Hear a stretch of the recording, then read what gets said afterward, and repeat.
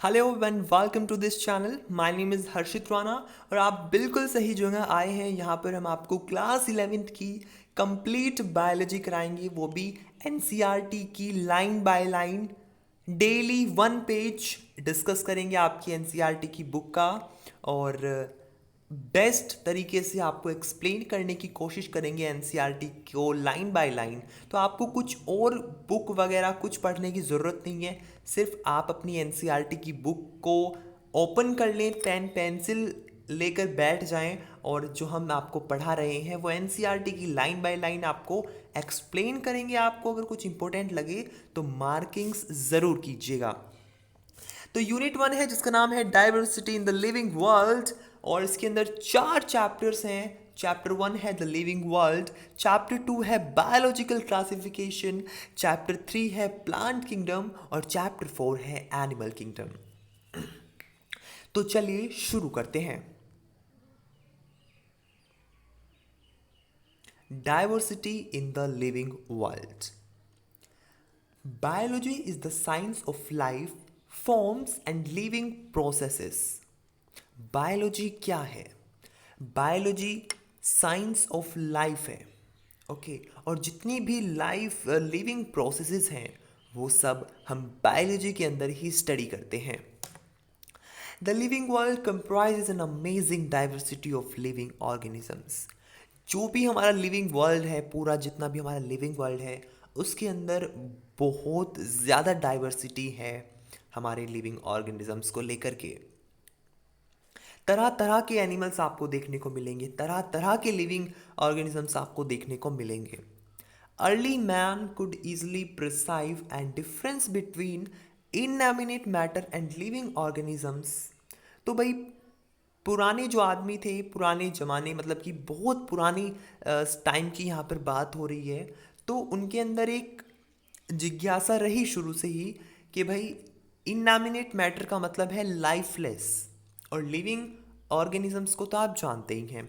तो उनके बीच में क्या डिफरेंसेस हैं, क्या उनके अंदर कॉमन फीचर हैं, वो सब उनको जानने की उनको बहुत ही ज़्यादा इंटरेस्ट रहा उसमें। और तो उन्होंने क्या कुछ हमें कहा वो आगे पढ़ते हैं।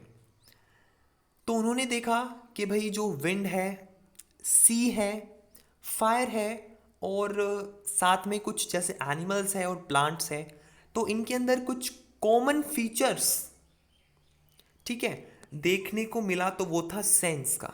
अब कॉमन फीचर की बात यहाँ पे हो रही है, लेकिन ऐसा नहीं है कि कॉमन लिविंग में भी हो और कॉमन ये नॉन लिविंग में भी हो। अब मेरे एग्जाम्पल से आप समझिए। पत्थर है, नॉन लिविंग है, इनएमिनेट मैटर है, लाइफलेस है, और आप हो, आप लिविंग ऑर्गेनिज्म हो। ठीक है, आप पत्थर को पीटिए, क्या पत्थर पे कोई असर पड़ेगा? बिल्कुल नहीं पड़ेगा। आप पर कुछ असर पड़ेगा? अब मुझे बताने की जरूरत नहीं है, बिल्कुल पड़ेगा। ठीक है, तो यही बात यहां पर इन्होंने कही है कि भाई सेंस ऑफ एव और फियर दैट दे इवोक्ड। आप लाइन पढ़ते रहिए एनसीईआरटी की, मैं आपको एक्सप्लेन कर रहा हूं, डोंट वरी। तो उन्होंने कहा कि भाई जो लिविंग है उसके अपने कुछ कैरेक्टरिस्टिक्स हैं और जो नॉन लिविंग है उसके अपने कुछ कैरेक्टरिस्टिक्स हैं। डिटेल में आपको जब चैप्टर स्टार्ट होगा, चैप्टर 1 द लिविंग, जो आपका चैप्टर 1 है द लिविंग वर्ल्ड, उसके अंदर डिटेल में हम इन सब चीज़ों का जिक्र करेंगे कि भाई हम लिविंग को लिविंग क्यों कह रहे हैं, क्या उसको औरों से अलग बनाता है। और बायोलॉजी के अंदर तो हम सिर्फ लिविंग की ही बात करेंगे। ओके,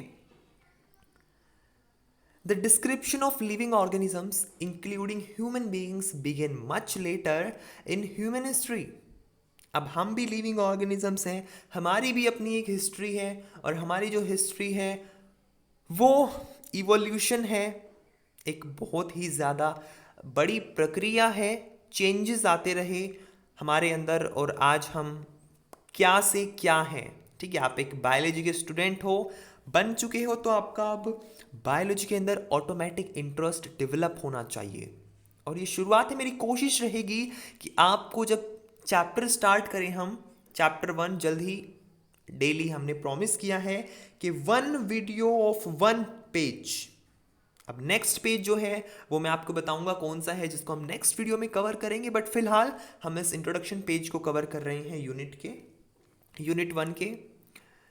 तो इन्होंने हमें यूनिट 1 के इंट्रोडक्शन पेज में यही बताने की कोशिश की है कि जो आगे आने वाले चैप्टर हैं उनके अंदर हम एक ओवरव्यू उन्होंने दे दिया कि भाई तुम अब इनके अंदर ये पढ़ोगे, ठीक है। पहले चैप्टर के अंदर आप लिविंग वगैरह के बारे में पढ़ोगे, उसके बाद में systematic and monumental description of life forms brought in of necessity detailed system of identification, nomenclature and classification। अब हमें ज़रूरत पड़ चुकी है क्लासिफिकेशन की। हमें क्लासिफिकेशन की ज़रूरत क्यों पड़ी?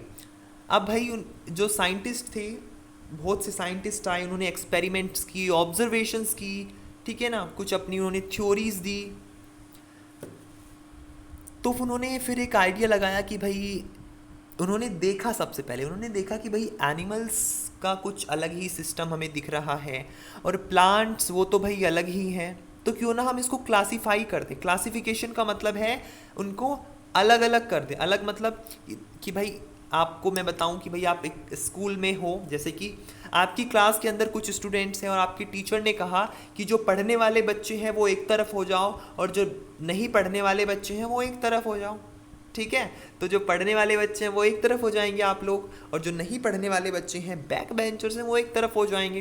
तो क्लासिफिकेशन कर दिया ना आपके टीचर ने कि भाई आप अलग, तो उसको ही बोलते हैं क्लासिफिकेशन। तो ऐसे ही प्लांट्स का क्लासिफिकेशन, एनिमल्स का भी क्लासिफिकेशन कर दिया गया। अब क्लासिफिकेशन कर दिया गया तो भाई क्लासिफिकेशन उन्होंने एक जैसी दिखने वाली चीज़ों का कर दिया, तो अब कन्फ्यूज़न हो जाएगी ना। अब आप पढ़ने वाले बच्चे हो, आप तो पढ़ने वालों की ग्रुप में चले गए, तो टीचर ने कहा कि भाई एक पढ़ने वाला बच्चा इधर आओ, तो क्या सब थोड़ी ना आएंगे भागे? मैडम ने कहा एक आओ, ठीक है। तो अब भाई उसको ज़रूरत थी नॉमेनक्लेचर की, नाम देने की। अब अलग तो कर दिए सारे प्लांट्स, भाई हमने देखा भाई पत्ती आ रही हैं, हरे हरे हैं, इनको एक तरफ कर दो। लेकिन भाई एक तरफ तो हमने कर दिया, लेकिन उसके अंदर भी तो हमें कुछ डाइवर्सिटी देखने को मिली। सारे के सारे पेड़ पौधे एक ही थोड़ी ना हैं, एक ही प्रजाति की या एक ही तरह की थोड़ी ना है, अलग अलग पेड़ पौधे हमें देखने को मिलते हैं, तो उनके अलग अलग नाम देने की ज़रूरत पड़ी। तो साइंटिस्ट ने उसको कहा कि भाई चलो ठीक है, इनको हमने आइडेंटिफिकेशन कर लिया, हमने इनको सबसे पहले आइडेंटिफिकेशन यहाँ पर कर लिया। उसके बाद में हमने आइडेंटिफिकेशन कर लिया, अब इनको नॉमेनक्लेचर कर देते हैं, इनका नाम दे देते हैं, और इनको फिर हम क्लासिफिकेशन कर देते हैं इनका। पहले इन्होंने ढूंढ लेते हैं भाई कौन कौन हो तुम, कहाँ कहाँ पे हो, फिर इनको नाम दे देते हैं। अब नाम देने के बाद में हम इनको क्लासिफिकेशन कर देते हैं इनका, ठीक है। तो ये भी हम पढ़ने वाले हैं आगे, don't worry. The biggest spin-off of such studies was the recognition of the sharing of similarities among living organisms both horizontally and vertically। अब भाई ज़मीन पे रहने वाले भी हैं और आसमान में रहने वाले भी हैं। इसका एग्जांपल मैं आपको दूं तो आपको कहा कि भाई एनिमल्स नेम लिख करके दिखाओ, तो आप क्या लिखोगे? आप सबसे पहले लिखोगे काउ, डॉग, लॉयन, टाइगर, ठीक है। तो ये जो आपने एनिमल्स के नेम लिखे, अब मैं आपसे कहूँ भाई आसमान में उड़ने वाले क्या हैं, आप कहोगे वो तो बर्ड्स हैं, लेकिन मैं आपको कहूँ कि नहीं, वो भी एनिमल्स हैं, लेकिन फ़र्क क्या है, वो आसमान में उड़ने वाले हैं इसलिए उनको हमने कहा कि ये बर्ड्स हैं, लेकिन है तो वो एनिमल्स ही ना। एनिमल किंगडम के अंदर हम पढ़ेंगे कि जो बर्ड्स हैं वो भी एनिमल्स ही हैं, लेकिन उड़ने वाले जानवर हैं वो, ठीक है। कुछ पानी में रहने वाले जानवर, कुछ ज़मीन पे रहने वाले जानवर हैं, तो उनको हमने क्लासिफिकेशन उनका कर दिया। पानी में रहने वाले जानवरों को हमने कहा कि भाई ये तो एक्वेटिक एनिमल्स हैं, और ज़मीन पे रहने वालों को हमने कहा कि भाई ये तो टेरेस्ट्रियल एनिमल्स हैं।